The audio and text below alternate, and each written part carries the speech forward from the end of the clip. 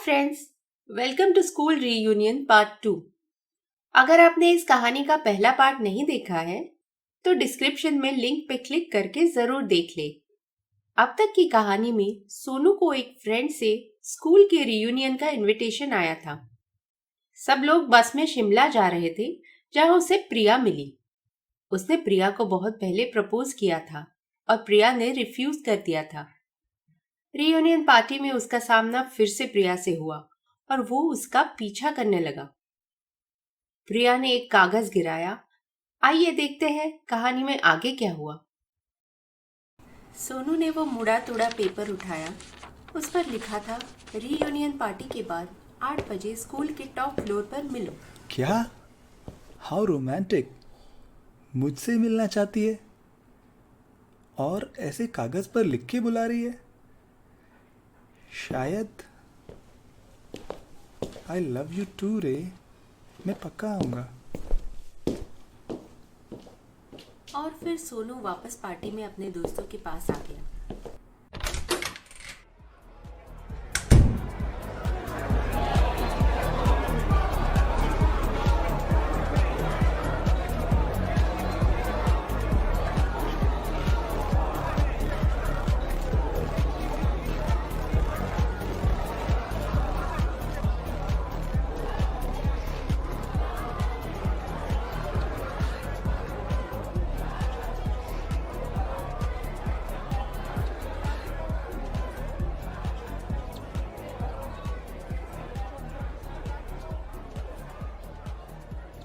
Party खत्म होने के बाद सब अपने अपने घर चले गए और सोनू प्रिया से मिलने स्कूल के टॉप फ्लोर पर चला गया।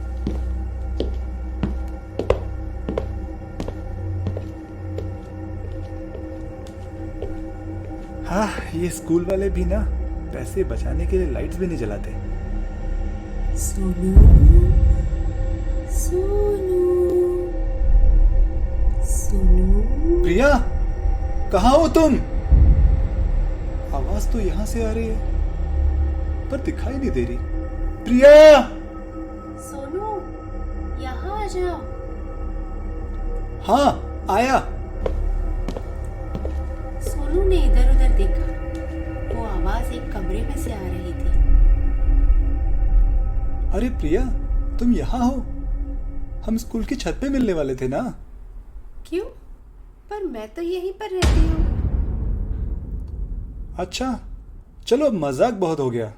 बताओ ना, तुमने मुझे यहाँ क्यों बुलाया है? बताती हूँ बाबा, जल्दी क्या है? तुम इतने बेसब्रे क्यों हो रहे हो? सब याद आ जाएगा। इस कमरे को ध्यान से देखो। प्रिया, ये वही कमरा है ना जहाँ मैंने तुमको बंद किया था। आई नो मुझे नहीं करना चाहिए था, पर यार मैं बच्चा था, समझ नहीं थी। तुमने भी तो मुझे सबके सामने रिजेक्ट कर दिया था।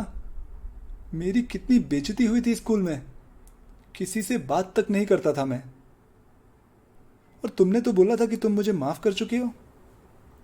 सोनू, तुमने मुझे यहाँ बंद तो कर दिया, पर मेरे बारे में नहीं सोचा। आई नो यार, आई एम सॉरी। यही बोलना चाहता था तुमको। पर तुमने क्या मुझसे बदला लेने के लिए मुझे यहां बुलाया है? वेल, आई एम सॉरी, पर मैं जा रहा हूं। अरे, ये बंद किसने किया? खोलो मुझे, निकालो यहां से। सॉरी, ये 5 लेटर्स का इंग्लिश का शब्द बोलना कितना आसान है, लेकिन क्या तुमको पता है यहाँ पर मेरा क्या हुआ? क्या मतलब? मैंने रवि को कहा तो था कि तुमको खोल दे। अच्छा, उसने तो नहीं खोला मुझे। मैं 7 दिन तक यहाँ पड़ी रही, भूखी, पानी तक नहीं था अंदर। अरे बाप रे, 7 दिन तक? और उसके बाद किसने खोला तुम्हें? किसी ने भी नहीं।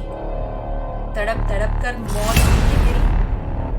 पूरे 2 महीने बाद मुझे निकाला गया। पूरा शरीर सड़ चुका था मेरा। हाँ, क्या मतलब? तुम मर चुकी हो? नहीं, ये कैसे हो सकता है? और क्या किसी ने तुमको ढूंढने की कोशिश नहीं की? पता नहीं की होगी। चलो देखते हैं तुम्हें कोई ढूंढता है या नहीं। नहीं, ऐसा मत करो प्रिया। आई एम सॉरी प्रिया, मैं तुम्हें मारना नहीं चाहता था। मैंने तो अपने दोस्त को तुम्हें खोलने के लिए बोला भी था। ऐसा मत करो। तुमने उसे बोला और उसने किसी और को बोला, और जिसे उसने बोला उसने किसी और को, पर किसी ने नहीं खोला मेरा दरवाजा। ओह नो, मुझे मत मारो प्लीज प्रिया।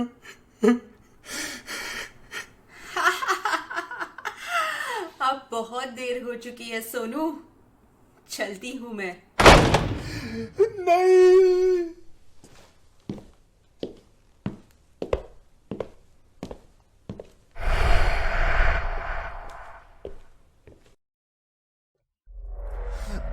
मुझे निकालो यहाँ से, प्लीज मुझे छोड़ दो, माफ कर दो मुझे। Help me! कोई है? प्लीज निकालो मुझे। हेलो। और सोनू वहां बंद मदद के लिए पुकारता रहा।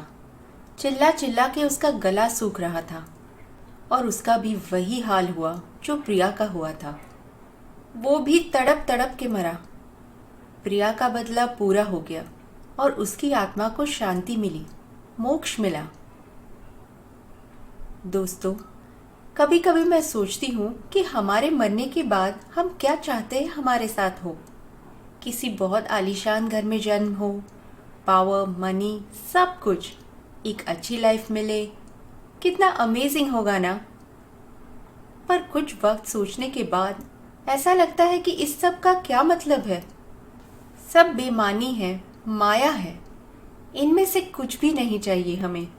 हमारे लिए ज़रूरी है मोक्ष। इस जीवन चक्र से बाहर निकलना बेहतर होगा। पर तब तक हर हफ्ते आपके लिए एक नई कहानी। Keep watching thriller tales.